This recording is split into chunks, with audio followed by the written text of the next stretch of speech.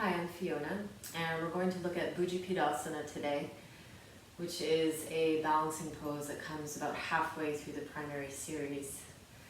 Now, this posture can be done in different ways, so when you're starting out, you can work towards the variations into the full pose. So I'll break it down from the beginning, and if you're already working on the pose, just find where you are in the sequence. So from downward dog, we're going to Sapta, inhale, walk or hop, starting out our feet around the hands. You're going to land in a wide leg squat. From here, you get a sense of trying to make a 90-degree angle between the forearms and the upper arms.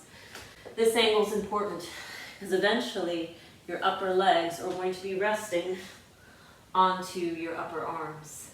The action in Sun Salute Essentials, where we talk about waxing on and waxing off, this is really key for this posture as well.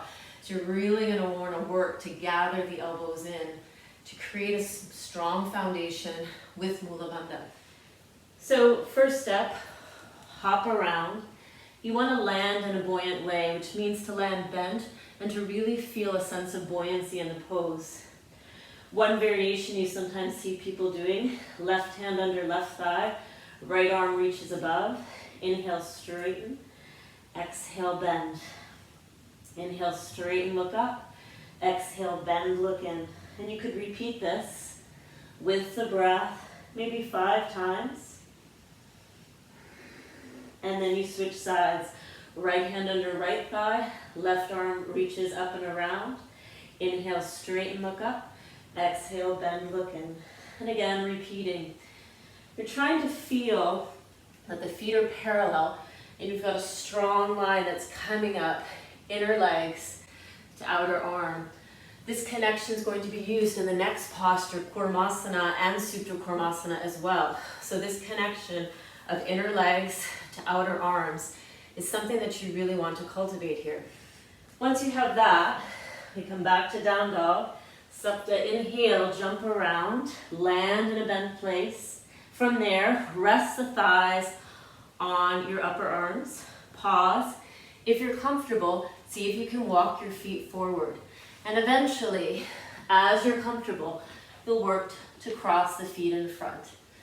This is kind of your next go-to place, trying to cross. And once you've crossed, work to balance, feel your bandha, and see if you can feel that same wax on, wax off quality of the arms here, pressing down and out as you lift up. From there, if you're trying to descend now, which is part of the pose, it would be Ashto, exhale, fold forward.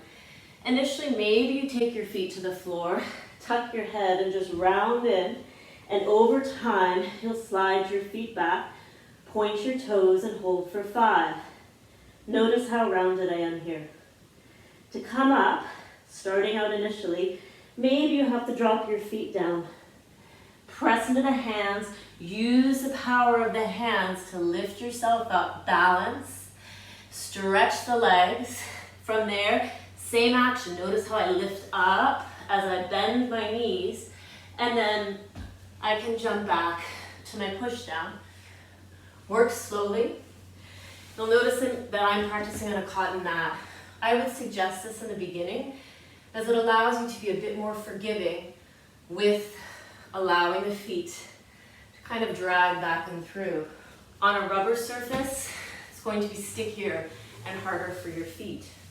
That's a good place to stop for quite some time till you feel very smooth in the transition.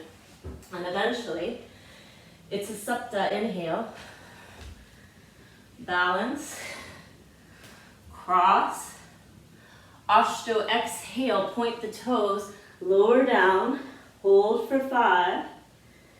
After your 5th breath, lean to the wrist side of the hands, come up, stretch the legs, gather the elbows, lift up, and jump back. From there, you have your vinyasa, and that's one way to enter into the pose. Now, it's also taught to put the chin on the floor, and I think it's important to think of this as a very different expression of the posture. It feels quite different. In the first variation, I literally am doing this. I'm just rounding forward with my legs crossed in front. It's a rounding action, lots of furl. Check out the furl unfurl video I have and you'll see more of that action.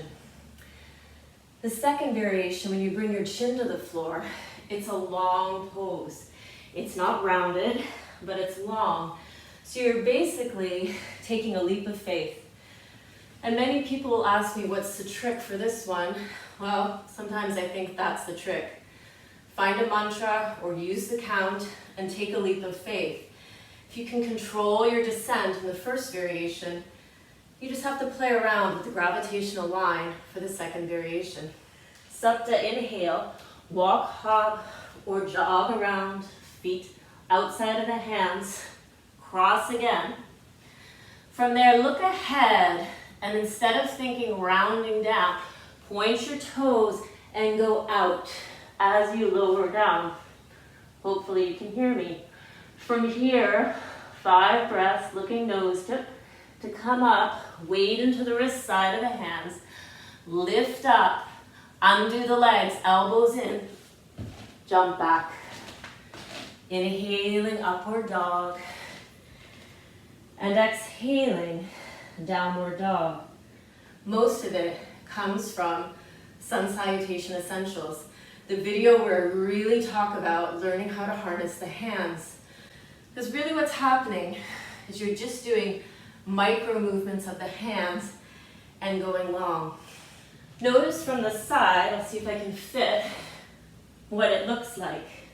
In the first variation, you'll see that I'm literally rolled up in a little ball. And then notice the hands, what I want to come up. I lean to the wrist side, and that brings me up.